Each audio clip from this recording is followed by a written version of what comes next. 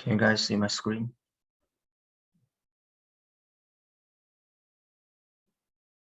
Okay.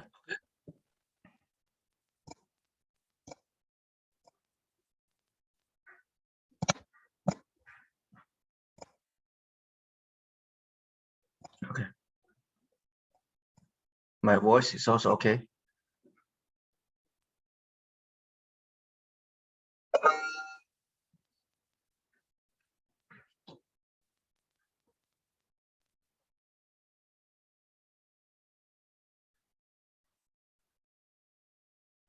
I assume my voice is okay, right? Okay. Okay, let's continue what we did from last session. Remember, just every class, I want to recap what we did from last session, and then we can move on to today's session. So last week we talked about investment income statement analytics. So basically, first we talk about the data we are going to introduce in the class. We're going to talk about income statement data analytics, balance sheet analytics, analyst report, compensation, bank loans, patterns. We're going to analyze all these data in the class, and also we said we are going to introduce annual report. We're going to have a little bit textual component. And you guys have you can do some exercise on that too.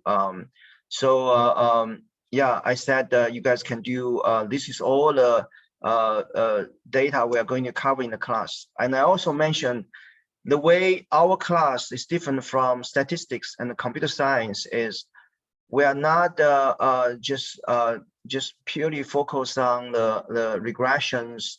What we want is, like I said, two folds. The first one is I want you guys understand all the data. We are going to explain all the data structure to you guys, nature of the data.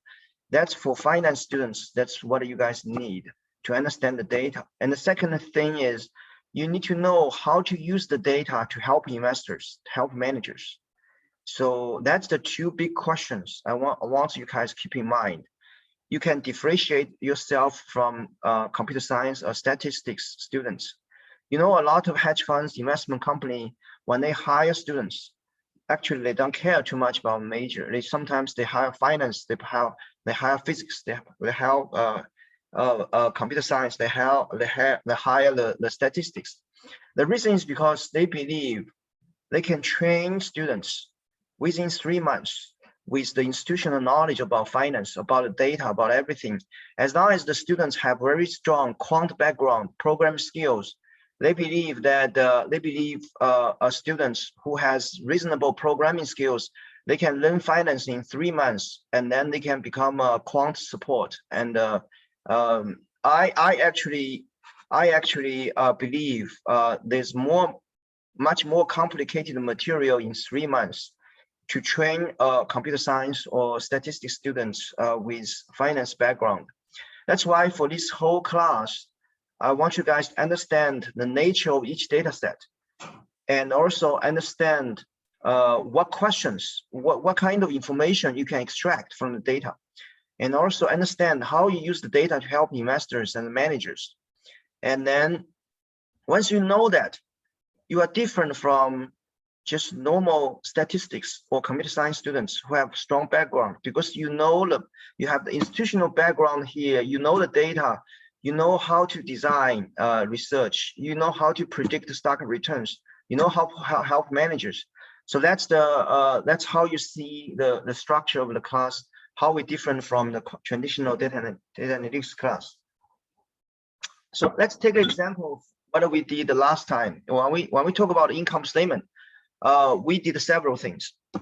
First, I introduced all the income statement variables to you guys. You guys see income statement, it's like sales, expense, other income, and profit. You have the understanding of the structure of the income statement.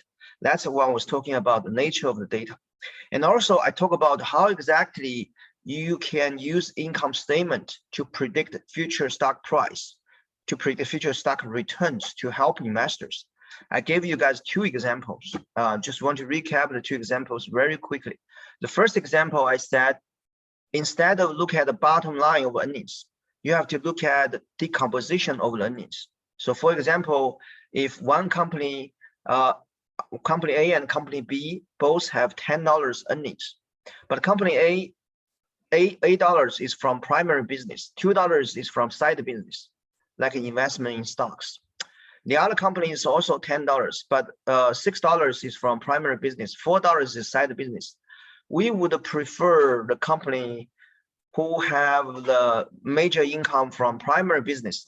And the reasoning is because we believe the major business income is more persistent, it's more stable, can recur in the future, versus a side business. It's more of a random gain, it's random income. Like I give you guys example, Apple has a lot of cash holding back years ago when you guys are crazy for Apple cell phone. You guys put a lot of pre-order for cell phone. So Apple has the cash to investment stocks, they have gains. Is that gain persistent for Apple? I don't believe, because Apple, they are specialized in equipment development. They are not specializing in the stock investment. So we have the common sense that the income from the primary business will be more stable, more persist, and the income from side business will be random, will be one-time gain. So that's why I told you guys, you cannot just look at the bottom line number of the firm's earnings. You have to look at how is the earnings from, is the earnings from the primary business or side business. So you guys have a project, I'm sure you guys done well. That project is relatively easy for us. I also think about another project, another way to analyze income statement, if we can recall. So we talk about the contract. It's also, let's say Google have a contract with Amazon, like a $1 million contract. I told you guys sometimes the contract signed, the $1 million contract, the sales contract, it's likely the contract will recur in the future, like 40% of chance. What do we see statistically, 40% chance. So we want to test, do investors understand the recurring nature of the sales contract? If investors understand that, we should see that investors shouldn't just price $1 million contract into the Google stock price. The investors should price $1.4 million into Google stock price in order to fully reflect the recurring nature of the sales contract. But we don't see that. Remember, guys, we don't see that. What we see is the investors just partially understand the recurring nature of the sales contract. We see that investors instead, they price $1.2 contract into stock price. So you can see that if they completely ignore the recurring nature of the contract, they will price $1 million. They just one time. They think, if they think the $1 million contract is not recurring at all, they should just price in $1 million contract. If they fully understand the $1 million will have 40% of chance of recurring, they will price $1.4 million at the first sales price, a sales contract. But they are in the middle. They are in the middle. They price $1.2 sales contract into the stock price. Let's say something to you guys. Let's say that means what? You guys can actually buy the stock and wait, buy and hold. When you buy and hold, the return, the stock return can be realized over time. When other investors find there's a $0.2 million, they should have done, they should have incorporated in the price, but they have not. So this is something you guys can do using income statement analytics. This is something you can do that. So basically, the idea here is you crunch the data, you analyze data. Can you extract something information that you can get, but other people do not get?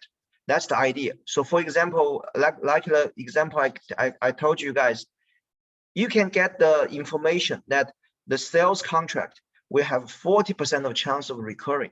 You get that. And you will test that. You will test whether other investors get it or not, you get it. And then if all other investors get it, the contract pricing should be $1.4 million. If they don't get it, it should be $1 million. But we see it's actually $1.2 million.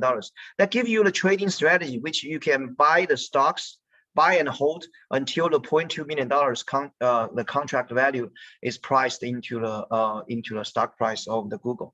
So this is the idea we are going to keep doing for the rest of the class. And you have to think about ways to analyze the data. So the idea here, let's just repeat it one more time. The idea here is you can get some information out. You can get some information from the data, which you will see that can predict future, but other people do not know. So that will help you to generate superior stock returns. So, and also for the income statement, we talk about several things. We talk about how you test that, right? I'm not going to repeat everything here, but you can see the earlier slides. You can see whether the signal you extracted from the income statement can predict the future sales or earnings. And then you can test whether the prediction of the future sales and earnings are fully understood by the investors. Right, that's the steps. And also how to calculate abnormal return. I said if I earn 40% of returns, is that it's by luck or it's by skills? We talk about a lot of ways to justify whether the return I gain it's by skills or by luck. So all these are the details material you guys can go over the slides and the videos to review that. So these are important. These are important because the analytics of this financial data involves very detailed design. You have to see that, for example, you have to see that the signal you extracted from the income statement, you have to see that can predict the future earnings and sales. If you cannot predict the future earnings and sales, this is a noise signal, right? Only signal can predict the future sales and earnings are good signals. But that's not a sufficient condition. The signal you extracted not only predict the future sales and the signal, you have to prove you only know that signal. Other people do not know. If everybody know the signal, then what's the gain? There's no gain. There's no gain. If everybody know this predicts future sales and earnings, there's no value. There's no value. Okay, so you have to have some signal predict future sales performance. At the same time, other people do not know. You are the one of the person has the information advantage. That's how we can form the portfolio and strategy. You have to test that.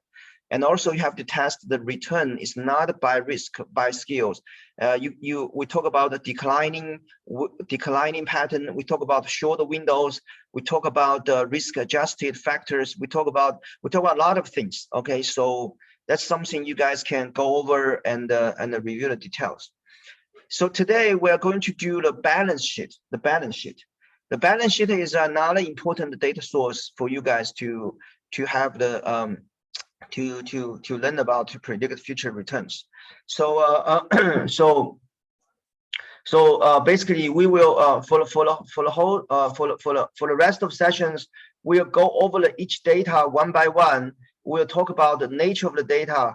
We'll talk about the structure of the data. We'll talk about how you can get the signal from the data, how you can predict the stock price, how you can help investors make decisions, how you can make managers make decisions.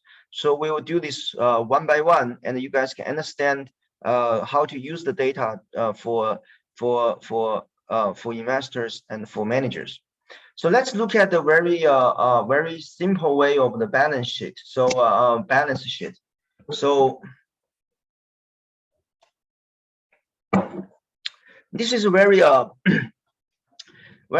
brief conclusion, like a summary of balance sheet. So balance sheet, you can see that the assets are equal to liability plus owner's equity. This is a typical structure of the balance sheet. So the more money you borrow, you will have more assets. Make sense? And also, if you issue more stocks, you will have more assets too, right? So this is balanced. This is always balanced, the balance sheet. There's some unique nature about a balance sheet you guys can be aware of.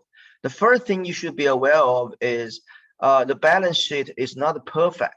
The reason is because a lot of assets are not recorded on balance sheet. For example, Coca-Cola is a huge company, but do you know what's the value of the Coca-Cola? The value is their brand value. Can you find the value of their brand on their balance sheet? You cannot. You cannot. And also, for example, Tesla. Tesla is a great company. They have a great patents in batteries and the electricity. Can you see actually the value of the patent on the on the Tesla's balance sheet? It's not. You can't. You can't. So there's a problem with the balance sheet. There's a problem with balance sheet. There's some information that are important, but you cannot see it on a balance sheet. So for example, the brand value, the value of the R&D, sometimes human resource, some team members are grateful for valuable for the company, but you cannot have the value of the team, and the employee skills. So some companies, so their value, the most useful value is their employee skills. You cannot find that balance sheet, and the brand reputations, all these you cannot find on a balance sheet. So that's the limitation of the balance sheet you can be aware of. But how you can, what kind of things you can get from balance sheet? Normally, a lot of good stuff you can get from balance sheet. You can get the liquidity information. So basically, what does the liquidity information mean here? Is you can see the cash flow on the balance sheet. You can see the liability. You can see the assets.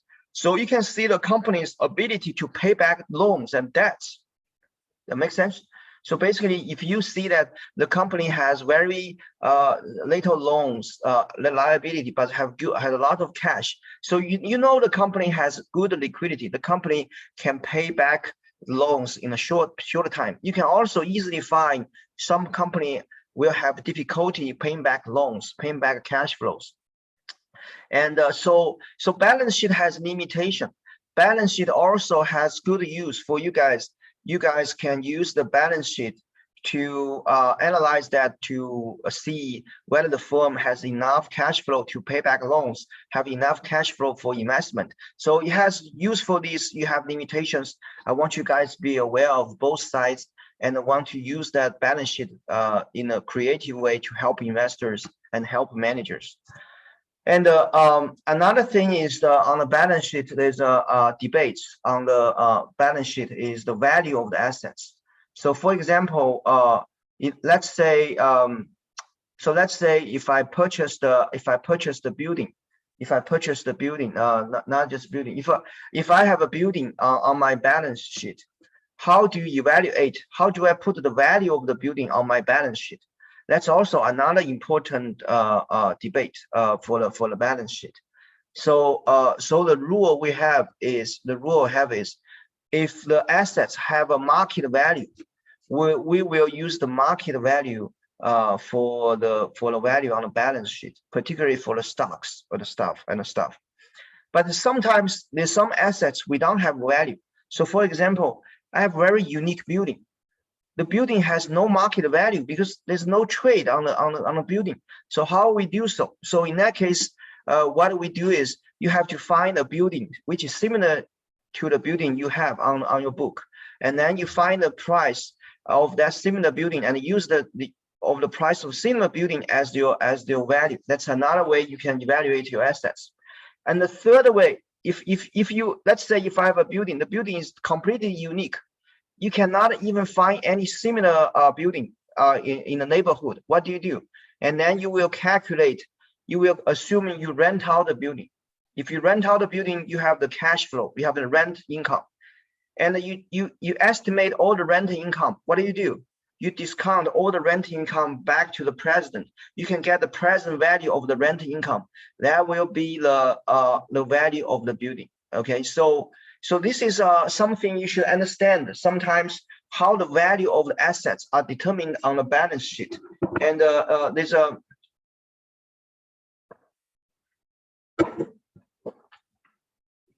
it's a hierarchy measurement. When I say hierarchy measurement, means if the assets have a price, use the price. For example, stocks, for example, bonds, all these stocks, you use the price of the assets on your balance sheet. That's the first option. If you don't have a price, what do? You get the similar assets, price of similar assets, and use that as the value on the balance sheet. If you don't have a similar assets, what do? You estimate the future cash flow generated from the assets, and you discount all the future cash flow into present, and you get the present value of all the future cash flow the asset generated, and then use that as the value of the assets. That's the way we estimate the fair value of the assets. That's how we estimate the fair value of assets. So you can be aware of that. So this is sometimes you can understand. I want you guys to understand the balance sheet better, so you will be able to use the data to help investors and the managers. Sometimes you have another option. You have a fourth option. The fourth option is you use historical purchase price for the value of assets. That's an option two. Okay. So sometimes there's rules. Just which one, when you use which options, there's some rules on that. Most of the time it depends on the type of assets. If the assets are tradable on the market, normally we use the price. If the assets are not tradable on the market, normally we just use historical purchase price or estimation of the future cash flow. This is how we understanding the value of the assets on balance sheet. And so I want to give you guys, this is a very brief just very brief example of balance sheet. So you have you have current assets, you have cash, accounts receivable, you have inventories. You guys have all the information. And then you have an investment. You have an investment, invest in a bond, notes receivables, and then you have the PP&E. PP&E is like a machinery minus accumulation, and then you have intangibles. Not all intangibles are on a balance sheet, but some intangibles are on a balance sheet. So you add all this together. This is a value of total assets, right? On the other hand, you have the liability. Liability is the accounts payable, interest payable, notes payable. These are current liability. That's a short term. That's the money you have to pay back in the short term. And then we have a long-term liability. We have the money you have to pay back in the long term. And then we have a retained earnings. We have the common stock. We have a total shareholders equity. And you add everything together. Like I said, when you add liability with equity, will be equal to the value of total assets. And the assets also, you can current assets and long-term assets as well. So you can see that's the simple structure. That's the simple structure of the balance sheet. Start with the short-term assets, and then have a long-term assets, and the short-term liability, long-term liability, and the equity, and then you add everything together, should be equal to each other. And then. And let me share my screen with this is the simplified example. Let's look at the real example of balance sheet.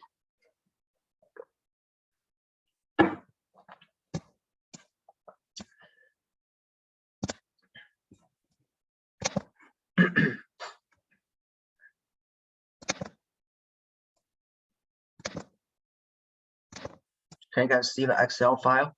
The Excel file. Okay, excellent. So this is the real balance sheet. This is the data you guys need to work on for the projects. It's much more complicated than the example I gave to you guys. And so let's just briefly go over that. Right? So the structure is the same. We start from what? Current assets, right? Current assets, you can have what? You can have cash, you can have a short-term investment, you have receivables, you have inventories, you have current assets. So it's more variables, but the structure is very similar to the example I gave you guys, if you believe so. We have a long current assets, we have a PP&E, we have investment, we have intangible assets. This is more long-term and intangible. And then you add them together will be total assets, right? Very similar to the example I gave you guys, but just more complicated, right? More items. Okay.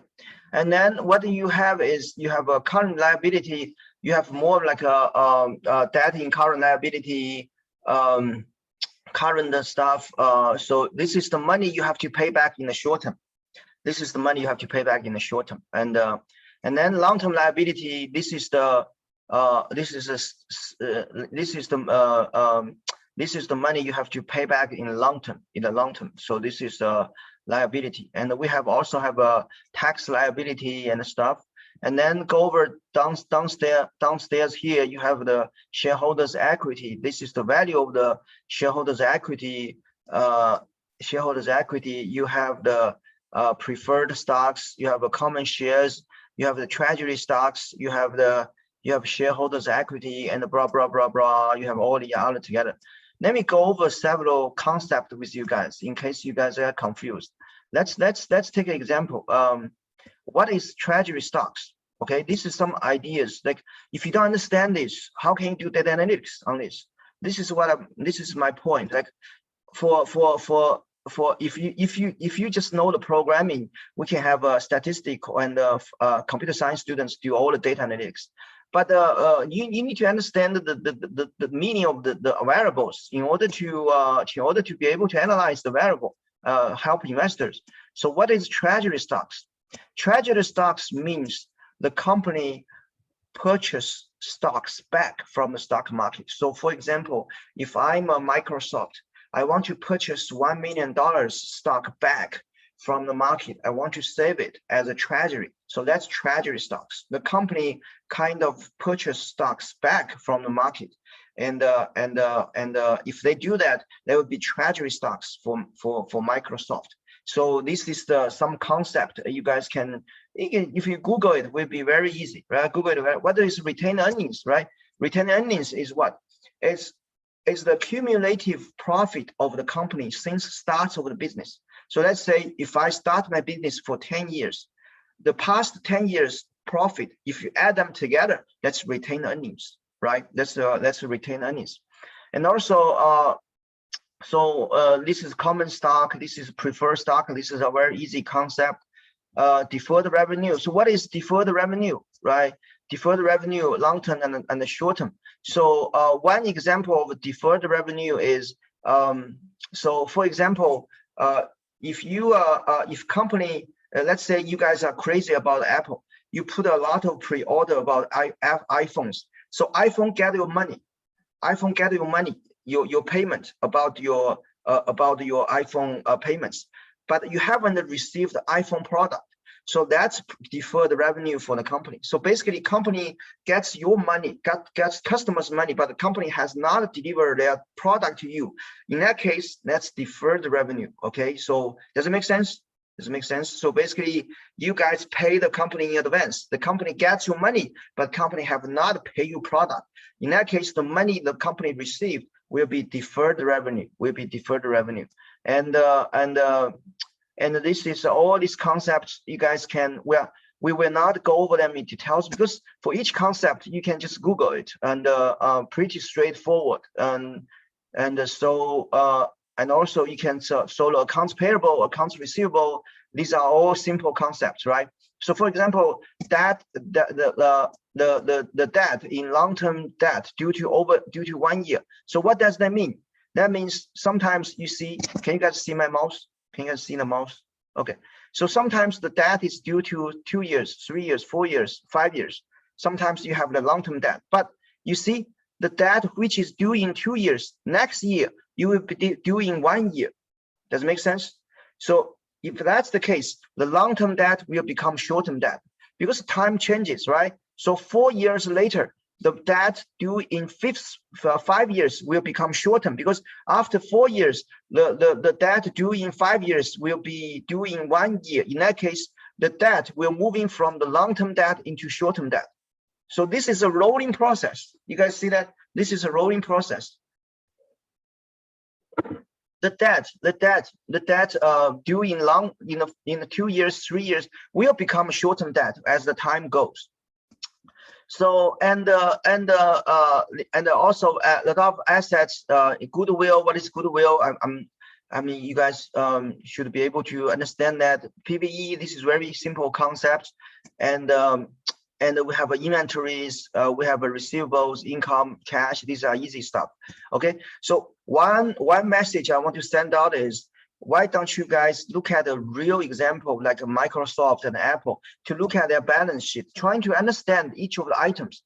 If you are a finance major, you want to understand the firm's financial health, predict the firm's future performance, the data is the key. You need to understand the nature of the data in order to be able to analyze the data. So this is the message, one message I want to send out.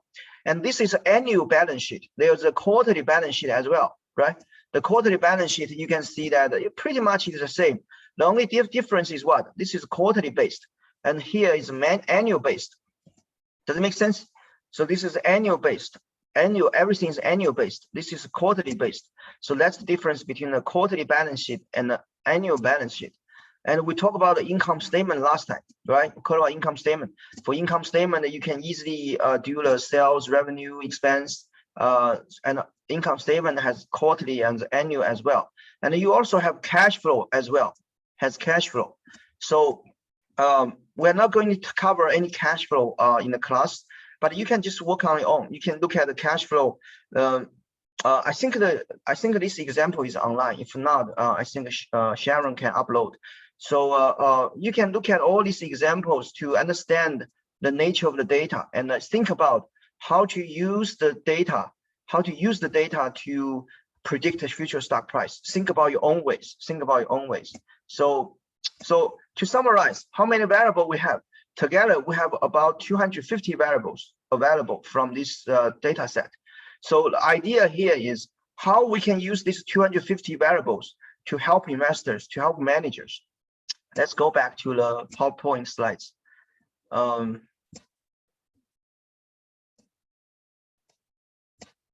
you guys see the PowerPoint?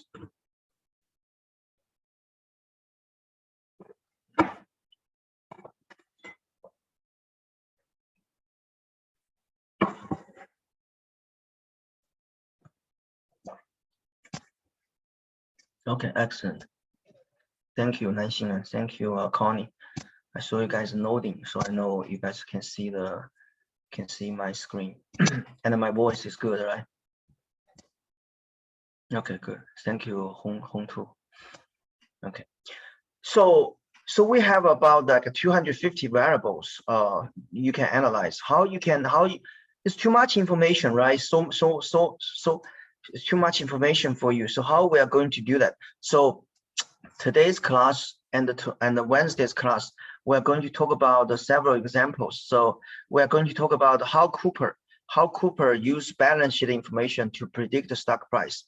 How I did use the balance sheet to predict stock price. How another paper we use this balance sheet to predict future stock price. So we talk about the 3 examples.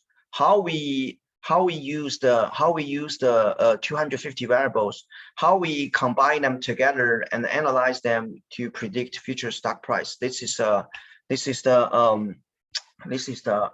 examples we are going to talk about today.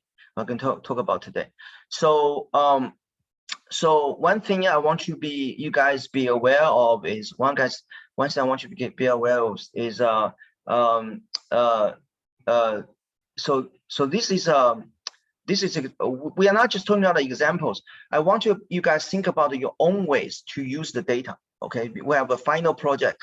The project is you learned so many stuff in the class. You know how do I use income statement to predict price? How do I use balance sheet to predict stock price? Can you come up with your own ways? We have so many variables. We have so many information there. Can you come up with your own ways to use the information to help investors, to help managers? This is by the end of the summer. I want you guys to do that. Okay, you can do it by learning. You can look at my examples and think about your own ways to use the stock price to help your investors. I was telling you guys, one day your parents may ask you, hey, maybe Haixin, I want to invest some stocks. I have no idea. Can you do that? So as a finance major, can you give some recommendations for your parents? But you cannot just look at it, touch your head and saying, okay, this is good. You got to do some data analytics, right? You got to crunch some numbers. You have to show your parents, oh, this is good, this is good, this is reliable, this is reliable. Okay, so think about your own ways. Okay, by the end of the summer, I want to hear your idea. So for the balance sheet, there's several approaches. I want to give you some hint. The first thing is intangible assets. So we don't know. So on the balance sheet, I told you guys the intangible assets are not well recorded on balance sheet. So how you can get the intangible assets for the balance sheet? So you can do some textual analysis for that. So for example, so I told you guys the Tesla, the value of the Tesla's patent is not recorded on the Tesla's balance sheet. Am I right? So it's not on the Tesla balance sheet. But can you get some information about the value of the patent so you know something other people do not know? If you know the value of the patent of the Tesla, and then you know something about the Tesla and other people do not know. So this is what I was talking about. So what you can do, so what people do right now is you can get the patent. Each patent, you have the description. You have a description about the patent. You have the patent citation. You have the information on the patent. So what people can do is they can use textual analysis to calculate the value of the patent. So if you can use textual analysis to calculate the value of the patent, then you know something other investors do not know. Does it make sense? Yeah. Because the patent value is not available on a balance sheet. For most of people, they don't get the value of the patent. But if you can use textual analysis to analyze the textual description of the patents, and then you can get the value of the patent, then you know something other people don't know. That's a signal you can trade on. That's a signal you can trade on. So this is one direction you guys can go, trying to use the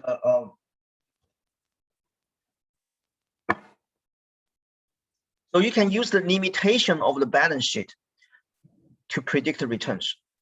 Yeah, because patents, management value, brand value, like I said, Coca-Cola's value is not on balance sheet. Patents value is not on balance sheet. Management team's value is not on balance sheet. If you can predict this value, then you know something other people don't know. So basically, what I'm saying is you can use the limitation of the balance sheet. You can use the limitation of the balance sheet to help investors. That's one way you can do that. You can also use the usefulness of the balance sheet to help investors. We have 250 variables out there. How can you use 250 variables to predict future returns? I told you guys last time we have two approaches. One approach is theory-based. Another approach is machine learning based. So let me repeat one more time. What's the difference? Theory-based is you have a theory first, and you test the theory. So like we talked about earlier, the contract. There's a repeating ratio of the contract. There's a 40% of chance the contract can be repeated.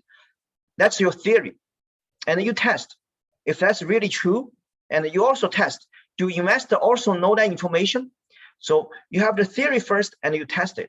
So that's the theory-based approach. What's machine learning-based approach? Machine learning-based approach is you throw in all the variables, 250 variables. It's not just 250 variables. You know, the variable and our variables have an interaction, right? So assets maybe have interaction with cash. Liability may have an interaction with profit. So normally, if you give 250 variables, you normally have 20,000 variables in total, including the 250 variables and their interaction. Yeah. So basically, what I'm trying to say here is, when you put in for the machine learning model, it's not just about the 250 variables. It's 250 variables plus the interaction between the 250 variables. Normally, you will the number of variable will become 20,000 variables. So basically, you want to get information from the 20,000 variables to predict a stock price to help investors. So that's a second approach. For this class, we majorly focus on a theory-driven approach. We also talk about machine learning approach as well. But I want you, because this is a machine learning, you guys, some of you guys, this is more of an intro level class. I don't want to make the class too complicated. So I encourage you guys, go my Bilibili website. You can search Sean Chow. You can see here, you search Sean Chow on Bilibili. There's a lot of machine learning video I put on there. So you can look at those videos, get familiar with the applications and the technical details, and then the rest. By the end of December, we will touch a little bit about the machine learning. But right now, you guys can watch the video to see that. This is the two approaches we use to analyze the data. Either you have a theory first, and then you can test the theory. Like I said, you have theory, the contract will be renewed, and you test whether it's true, and you test, are you the only person know that, or other people know it? And or you also can use machine learning to generate useful signals by throwing 20,000 variables into the model, and the model can figure out by themselves what's the useful information you can have. So these are the examples we will have, we will talk about. And so the rest of the sessions, what we were going to do is we're talking about one examples of the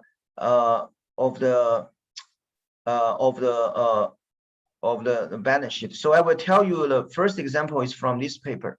Let me show you guys. So I will talk about the example from the Cooper and the Chow 2016. So I will talk about these two papers. How do they use the balance sheet information? How do they use the 250 variables to help investors to make investment decisions? I will talk about examples how the Cooper and the Chow 2016, how do they analyze 250 variables and generate future stock returns. I will talk about an example like that. And on Wednesday, yeah, you guys can do more detailed presentation on this. But I want to explain the strategy first, and you guys can continue discuss this on Wednesday. So how about let's have a water break? Let's have a water break. How about let's take a short break, and we can come back. We can come back and continue the examples of using balance sheet. And